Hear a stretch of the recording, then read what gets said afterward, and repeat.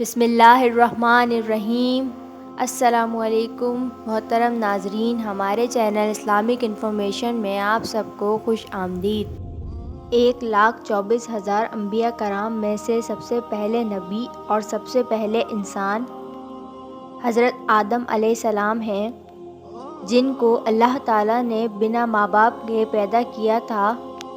جب اللہ تعالیٰ نے حضرت آدم علیہ السلام کو پیدا کرنا چاہا تو اللہ تعالیٰ نے حضرت جبرائیل علیہ السلام کو حکم دیا کہ زمین سے ایک مٹھی مٹی اٹھا کر لاؤ۔ تو حضرت جبرائیل علیہ السلام نے زمین سے مٹی لینی چاہی تو زمین نے پوچھا کہ آپ مٹی کیوں لینا چاہتے ہیں؟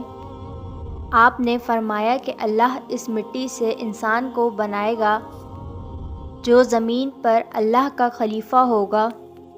جس پر زمین کہنے لگی، میں اللہ کی پناہ مانگتی ہوں اس بات سے کہ مجھ سے کچھ کم کیا جائے یا میری کوئی چیز خراب کی جائے۔ تو حضرت جبرائیل علیہ السلام بنا مٹی لیے واپس چلے آئے اور اللہ سے عرض کیا، اے میرے رب، زمین نے آپ کی پناہ مانگی تو میں آپ کا نام اور آپ کی عزت کا ادب رکھتے ہوئے واپس آ گیا ہوں اور اسے پناہ دے دی۔ پھر اللہ تعالیٰ نے حضرت میکائیل علیہ السلام کو بھیجا تو وہ بھی اسی طرح واپس آ گئے۔ پھر اللہ تعالیٰ نے حضرت عزرائیل علیہ السلام کو بھیجا۔ جب زمین نے ان سے پناہ مانگی تو انہوں نے فرمایا، میں اس بات سے اللہ کی پناہ مانگتا ہوں کہ اس کے حکم پر عمل کیے بغیر میں واپس چلا جاؤں۔ پھر انہوں نے زمین سے مٹی لی اور اللہ کی بارگاہ میں حاضر ہو گئے۔ پھر اللہ تعالیٰ نے حضرت عزرائیل علیہ السلام کو روح قبض کرنے کا کام دے دیا اور اللہ تعالیٰ نے فرمایا کہ تم نے ہی اس مٹی کو زمین سے الگ کیا ہے تو تم ہی اس کو زمین میں ملاؤ گے۔ اور اس طرح ان کا نام ملک الموت رکھ دیا گیا۔ ہمارے پیارے نبی صلی اللہ علیہ وآلہ وسلم ارشاد فرماتے ہیں کہ اللہ نے حضرت آدم علیہ السلام کو ایک مٹھی مٹی سے پیدا کیا ہے جو پوری زمین سے لائی گئی تھی، جس میں لال، سفید، کالی، نرم اور سخت مٹی شامل تھی۔ بعض مفسرین نے کہا ہے کہ حضرت آدم علیہ السلام کی مٹی میں 60 قسم کے رنگ شامل تھے۔ وہ تمام رنگ آپ کی اولاد میں پائے جاتے ہیں۔ جب زمین سے مٹی آ گئی تو مٹی کا غارہ بنایا گیا، پھر اس پر کئی سال بارش برسائی گئی، پھر اسے ہوا کے ذریعے خشک کیا گیا تو بجنے والے مٹی کی طرح ہو گئی۔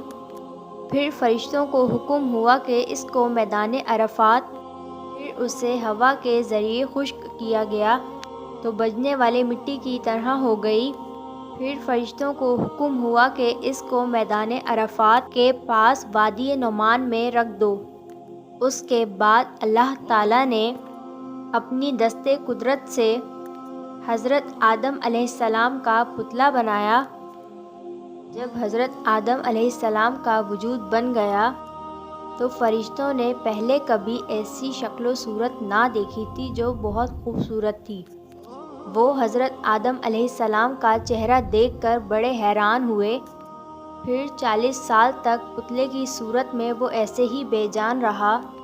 پھر اللہ نے روح کو حکم دیا کہ حضرت آدم علیہ السلام کے جسم میں داخل ہو جاؤ۔ روح نے عرض کیا کہ یا اللہ، یہ جگہ نہایت گہری اور اندھیری ہے۔ 3 بار اللہ تعالیٰ نے حکم دیا، تینوں بار روح نے یہی عرض کی تو اللہ نے فرمایا کہ نہ چاہتے ہوئے بھی داخل ہو رہی ہو تو نکلنے میں بھی تکلیف ہوگی۔ اسی وجہ سے جب انسان کے جسم سے روح نکلتی ہے تو بہت زیادہ تکلیف ہوتی ہے۔ سب سے پہلے روح حضرت آدم علیہ السلام کے سر میں داخل ہوئی تو حضرت آدم علیہ السلام کو چھینک آ گئی تو اللہ نے آپ کے دل میں الحمدللہ کہنے کا الہام فرمایا۔ آپ نے الحمدللہ پڑھا، جس پر خدا نے یا رحمک اللہ کہا۔ جب روح کمر تک پہنچی تو آپ نے اٹھنا چاہا مگر نیچے لے آئے، کیونکہ نیچے کے حصے میں ابھی تک روح نہیں پہنچی تھی۔ جب تمام جسم میں روح پہنچ گئی تو اللہ تعالیٰ نے حضرت آدم علیہ السلام سے کہا، اے آدم بتا میں کون ہوں؟ تو حضرت آدم علیہ السلام نے کہا کہ آپ اللہ ہیں، آپ کے سوا کوئی عبادت کے لائق نہیں۔ تو اللہ نے فرمایا کہ تو نے صحیح کہا۔ پھر اللہ نے حضرت آدم علیہ السلام کو فرشتوں کی بیٹھی ہوئی جماعت کے پاس بھیجا اور فرمایا کہ جا کر کہو السلام علیکم۔ تو انہوں نے فرشتوں سے کہا السلام علیکم، تو فرشتوں نے جواب دیا وعلیکم السلام ورحمۃ اللہ۔